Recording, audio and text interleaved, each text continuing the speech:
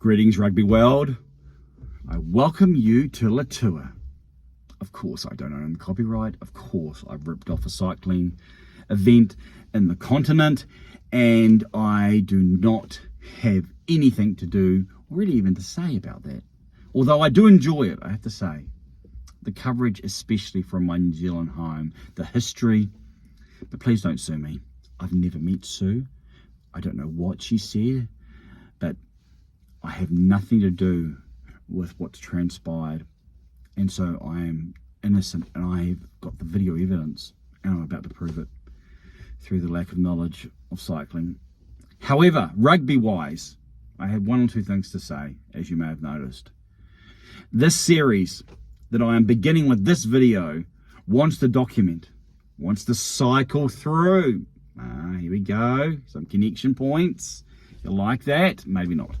Through each and every Rugby World Cup, beginning in 1987 in New Zealand, the late 80s. Many of you have heard about it, maybe seen coverage, and weren't alive. However, I was a young boy in Christchurch, moving through a new tournament, even attending at good old Lancaster Park. And what had been, what was, and what will be in a rugby world in many respects has been impacted by what a Rugby World Cup communicates into how we view both success, selection, whether or not we need to win every test match. All these things have been impacted by this every 4-year event. And it's grown, it's changed, it's developed, but each of these events has a story in and of itself.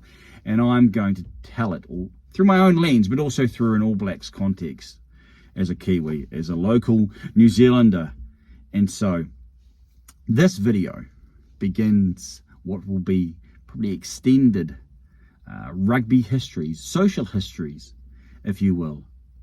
On my wall, I have a poster. It's been framed. I picked it up, but actually it's someone's sale as they were leaving our nation, I think for $5, many years, even decades back. And it says, talks about the All Blacks, a photo of them in a very old school pose. Body shapes very different from today, but it calls them Rugby World Cup champions. Of course, we don't use that terminology really. They're world champions. If you win the Rugby World Cup, then for 4 years, you're called world champions. Part of what's impacted my thinking here, even telling it through today's lens, is that potentially in the future, how we view a Rugby World Cup will be different, with how the shape of our calendar will be impacted by the changes in 2026.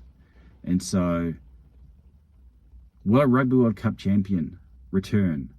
Will someone be a world champion for 4 years if they win an event, but then the next two tournaments, or essentially yearly seasons, they are beaten? Someone else wins, say another team wins.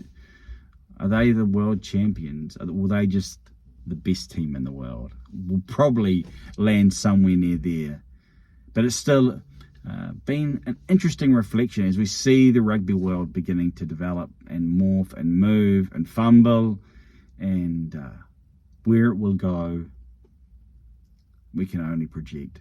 However, as we lead into France 2023, we begin a journey in this video series, beginning in 1987, which will be next, where I was a young man. As I start the car, because we're about to begin, I was a young man in Christchurch, in the South Island of New Zealand, awaiting this event that hadn't been before, that was pregnant with possibility, and yet something that we wouldn't really register until probably many tournaments later, and many painful tournaments later for any All Blacks fan.